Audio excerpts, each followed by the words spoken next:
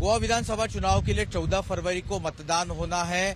क्या कुछ यहाँ के लोगों के मुद्दे और गोवा इस बार क्या कुछ सोचकर मतदान करने जा रहा है। हमारे साथ गोवा के कुछ लोग हैं और पॉलिटिकल पार्टीज के नेता भी है, उनसे भी सवाल करेंगे। लेकिन पहले बात कर लेते हैं गोवा की जनता से, जो कि इस चुनाव में क्या सोचकर मतदान करने जा रही है और उनके क्या कुछ मुद्दे उनसे समझते। भाई साहब, आपका नाम बताइए और कहाँ के रहने वाले हैं? मेरा नाम ओमकार अनवेकर है, मैं हल्डोना से हूँ। ये बताइए ओमकार जी, क्या करते हैं आप और चुनाव है 14 तारीख को मतदान है, आप लोगों के क्या मुद्दे हैं? पिछले 10 सालों में जो सरकार ने काम किया है बीजेपी की, क्या आपको लगता है कि उन्होंने सही काम किया? मैं बैंक में काम करता हूँ एज अ कैशियर। हाँ, डेवलपमेंट हो गए, स्कीम्स भी है, सब कुछ है। डेवलपमेंट फॉर एग्जांपल जुआरी ब्रिज भी है, सब कुछ है, डेवलपमेंट भी है। क्या कुछ और क्या प्रमोद सावंत जी ने कितने नंबर देंगे 10 में से आप उनको कि वो उन्होंने शानदार काम किया है, बेहतरीन मुख्यमंत्री? अभी तो कुछ नहीं बोल सकते, लेकिन देखेंगे अभी 14 फरवरी को। मैडम आप ये बताइए, आगे आइए, क्या नाम है आप? मेरा नाम भारती परांजपे है। क्या करते हैं आप? मैं पॉलिटिकल साइंस की स्टूडेंट हूँ, अभी मैं रिसर्च कर रही हूँ। ये बताइए कि पॉलिटिकल साइंस तो आप पढ़ाई कर रहे हैं, यहाँ की पॉलिटिक्स की हवा किस और गुजर रही है? जी हाँ, इस विधानसभा चुनाव में बहुत ही मतलब इंटरेस्टिंग हो रहा है। इतना छोटा सा गोवा है, लेकिन इतने बहुत सारी मतलब राजकीय पक्ष इधर इस चुनाव में हमें दिख रहे हैं और इस बार बहुत ही इंटरेस्टिंग होगा ये चुनाव। क्या काम किया है प्रमोद सावंत की सरकार ने 5 सालों में, क्या काम किया? पर्रिकर जी के बाद में उन्होंने मतलब काफी अच्छा काम किया है। उन्होंने मतलब वो तो नए हैं, लेकिन उन्होंने उनका जो ये है प्रोग्रेस है वो काफी अच्छा है। नहीं, मुझे आपसे जानना है कि महिलाओं के लिए उन्होंने क्या किया, आप कुछ बता सकती हैं? हाँ जी, बीजेपी सरकार ने मतलब महिलाओं के लिए उन्होंने तो लाडली लक्ष्मी जैसी योजना बनाई है। उन्होंने गृह आधार स्कीम जैसे योजना भी महिलाओं के लिए दी है और मातृवंदना जैसी स्कीम्स भी हम महिलाओं के लिए है। और मुझे लग रहा है ये स्कीम्स की वजह से जो महिला मतलब होम मेकर है उन्हें बहुत ही मदद हो रही है। भाई साहब, आप क्या करते हैं, कहाँ रहते हैं आप? मेरा नाम शुभम बरसेकर है और मैं मापसा में रहता हूँ। ये बताइए कि क्या उम्मीद है, क्या देखकर इस बार मतदान करने वाले हैं? देखिए, पिछले 10 साल में हमारी जो सरकार है, भाजपा की सरकार, बहुत काम किया है। अगर सोशल वेलफेयर स्कीम्स अगर देखा जाए, डेवलपमेंट के तौर पे अगर देखा जाए, और स्कूल्स भी हमारे सरकार ने बहुत अच्छे बनाए हैं। और जो सोशल वेलफेयर अगर देखा जाए, लाडली लक्ष्मी स्कीम है, हमारी गृह आधार है, वो पहले किसी स्टेट में नहीं है। अभी Goa is the only one. और डेवलपमेंट देखा जाए, अभी जो डेवलपमेंट जो दिख रहा है, पहले सरकार में ऐसा कभी नहीं बनाया था। भाई साहब इधर आइए, क्या नाम है आपका, कहाँ रहते हैं आप? मैं गोवा का हूँ, रायबंदर में रहता हूँ। मेरा नाम तुषार पई है। ये बताइए पई साहब की, क्या आपको लगता है कि कुछ काम किया है प्रमोद सावंत की सरकार? नहीं, जब मनोहर पर्रिकर जी थे उस टाइम तो उन्होंने काफ़ी डेवलपमेंट किया था गोवा के लिए, और वो एक ऐसे सुटेबल जैसे सीएम थे अपने। लेकिन उनके बाद में तो कुछ क्या काम का कुछ नहीं। जैसे कि लेडीज़ के लिए हर महीना में 1,500 रुपये आ रहा था गोवा में, वो भी बंद हुआ है, वो भी नहीं आ रहा आजकल। तो हमें ये उम्मीद है कि आज का डेट में कोई आम आदमी पार्टी का गवर्नमेंट बने, क्योंकि सबके जो दिल्ली में जितने डेवलपमेंट हुआ है उस हिसाब से गोवा में भी बन जाए। अरविंद केजरीवाल जी के क्या फैन लग रहे हैं मुझे आप? अरविंद केजरीवाल का फैन नहीं, जो इंसान अच्छा काम करता है उनको हमेशा साथ देंगे, वो मेरी इच्छा है। क्या अरविंद केजरीवाल जी और आम आदमी पार्टी से क्या उम्मीद है? अगर उनकी सरकार आती तो आपको लगता है आपके लिए क्या करना चाहिए?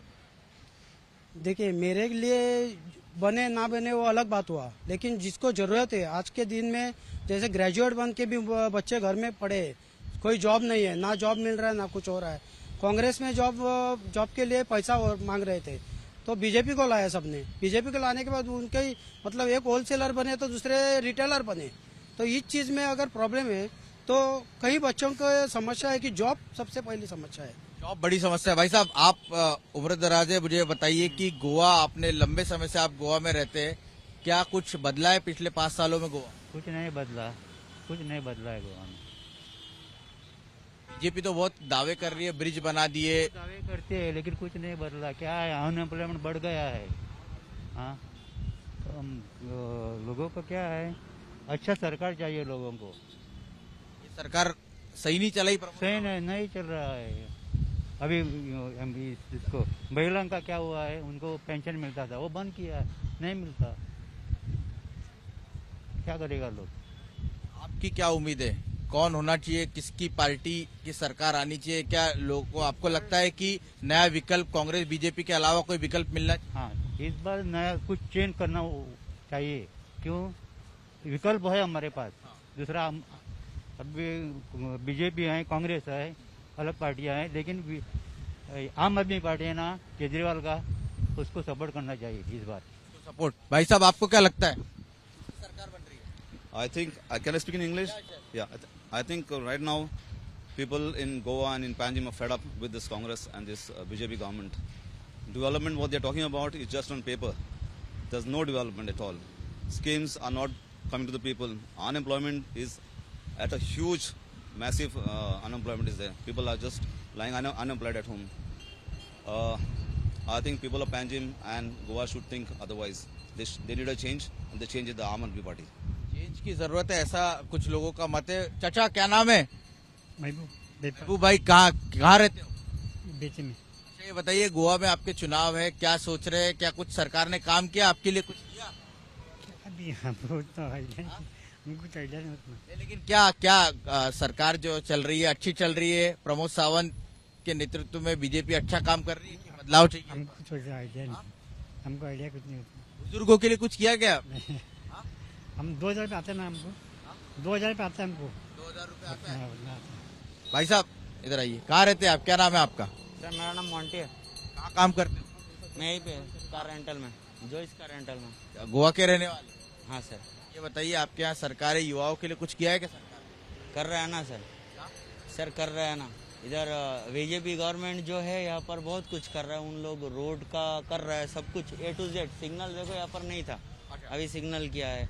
A to Z कर रहे हैं, उन लोग कर रहे हैं सर।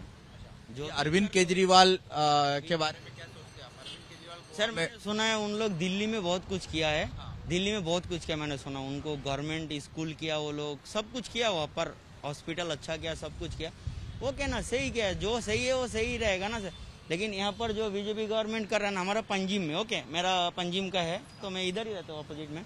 तो पंजिम का जो है गवर्नमेंट कर रहा है, बीजेपी गवर्नमेंट कर रहा है वो लोग। लग रहा है सर, लग रहा है मतलब कर रहा है वो लोग। सरकार आएगी बीजेपी का ही आएगा सर। क्या नाम है भाई साहब? My name is Kshitij Desai. I'm from Panjim. ये बताइए सिद्धेश जी, थोड़ा सा इधर आइए। सरकार ने काम किया है 5 सालों में, आपके क्या मुद्दे हैं? Employment? They have not done anything. The roads in Panjim are worse than it was before. All potholes and there's no jobs given to anybody. Arvind Kejriwal की पार्टी इस बार चुनाव लड़ रही है, ममता बनर्जी की पार्टी चुनाव लड़ रही है। पंजिम के लोग क्या सोच रहे हैं? गोवा के लोग क्या सोच रहे हैं? क्या इन पार्टियों को मौका देना चाहिए या कांग्रेस बीजेपी के साथ जाना चाहिए? No, as per my consideration, Arvind Kejriwal should be given a chance in Goa. कुल मिलाकर आप यहाँ पर देख सकते हैं कि ये आम जनता की राय है और लगातार लोग जो है वो अपनी अपनी राय यहाँ पर व्यक्त करते हुए दिख रहे हैं। लेकिन हमारे साथ बात करने के लिए आम आदमी पार्टी के पंजिम के जो उम्मीदवार है वाल्मीकि नाइक जी। सर, आपने भी यहाँ पर सुना, अलग अलग तरह के व्यूज है। किसी का कहना है कि डेवलपमेंट अच्छा किया है। आप लोगों के बेसिकली क्या मुद्दे हैं और आप लोगों की अगर सरकार बनती है तो क्या कुछ बदल जाएगा गोवा? बहुत कुछ बदल जाएगा। सबसे बड़ी चीज है गोवा में, मुझे लगता है गोवा के इतिहास की पहली भ्रष्टाचार मुक्त सरकार बनेगी और इससे जो करोड़ों रुपया बचेंगे वो लोगों के फिर से खर्च होना पड़ेंगे। जैसे आपने एक ने सुना, कांग्रेस अगर रिटेल में करप्शन कर रही थी तो आज बीजेपी होलसेल में कर रही है। दोनों करप्शन करते हैं। 25 साल कांग्रेस ने किया, 15 साल बीजेपी ने किया। तो लोग आज तो बहुत थके हुए हैं गोवा के, तो वो लोग अगले 5 साल आम आदमी पार्टी को देना चाहते हैं। भाई साहब, आप लोग होलसेल में करप्शन कर रहे हैं। देखिए, जो आदमी सोया हुआ है उसको जगाना आसान होता है, पर जो सोने का नाटक कर रहे हैं उसको कैसे उठाएं? जैसे उनके जो लीडर हैं अरविंद केजरीवाल, उन्होंने उस दिन एक शो में कहा कि 25 सालों में गोवा में कोई डेवलपमेंट नहीं बनी है, कोई सड़क नहीं बनी है।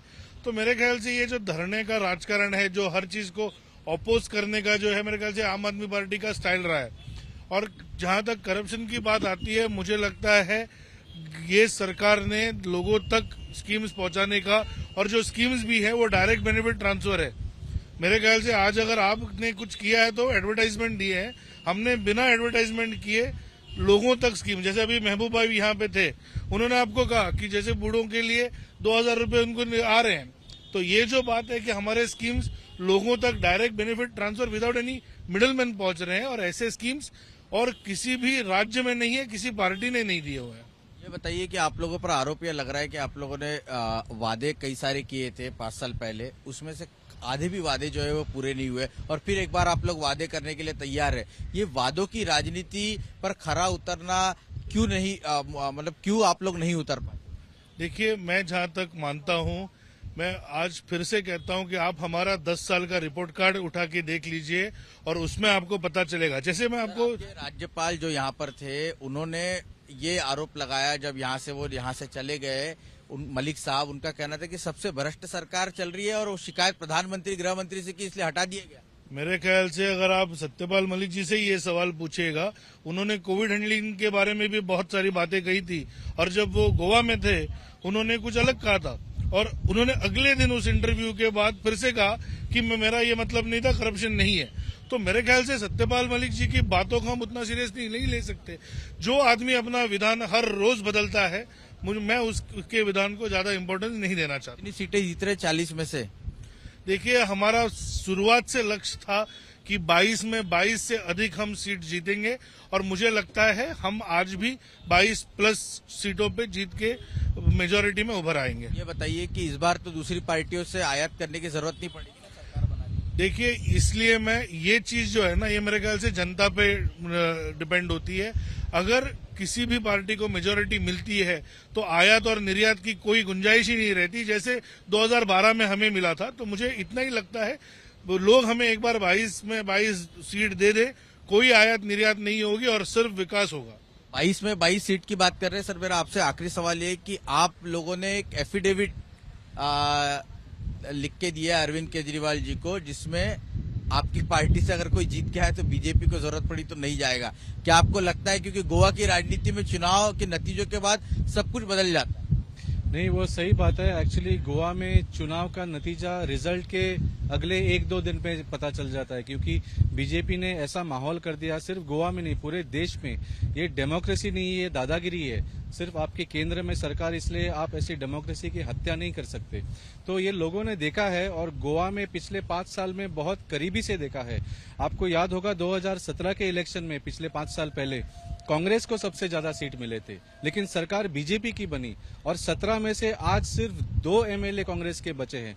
तो आज लोगों को वो समझ गया कि आप बीजेपी को वोट करो, कांग्रेस को वोट करो, गोवा फॉरवर्ड को वोट करो, एमजीपी को वोट करो, सरकार बीजेपी की बनने वाली है। और बीजेपी की सरकार तो आज किसी को नहीं चाहिए, तो एक ही उनके पास एक ही चारा बचा है, वो है आम आदमी पार्टी, जो वादे करते हैं वो पूरे करते हैं, और बिना भ्रष्टाचार के अच्छा सरकार चला के दिखाया हमने दिल्ली में। गोवा में भी ऐसे ही लोगों को सरकार चाहिए। शुक्रिया। बात करें तो कुल मिलाकर आम आदमी पार्टी एक तरफ दावा करती दिख रही है कि जिस तरह की सरकार उनकी पार्टी ने अरविंद केजरीवाल के नेतृत्व में दिल्ली में दी है, अगर गोवा के लोगों ने उनको मौका दिया तो उसी तरह की सरकार जो है वो यहाँ पर गोवा में भी देने का पूरा प्रयास करेंगे। लेकिन दूसरी तरफ अगर बात करें तो बीजेपी भी जो है वो पूरी विश्वास है उन्हें कि 2022 के चुनाव में पूर्ण बहुमत की, यानी 22 सीटों के साथ वो सरकार बनाने के लिए तैयार है। देखना दिलचस्प होगा, क्योंकि इस बार मुकाबला बीजेपी वर्सेस कांग्रेस नहीं है, 4 कॉर्नर फाइट है, इसलिए एक सीट पर एक वोट जो है वो काफी अहम हो जाता है। और इसीलिए प्रधानमंत्री से लेकर तमाम बीजेपी के बड़े नेता जो है वो गोवा में पूरी ताकत झोंकते हुए दिख रहे हैं। कैमरा पर्सन उत्तम के साथ रौनक कुकड़े, एबीपी न्यूज, गोवा।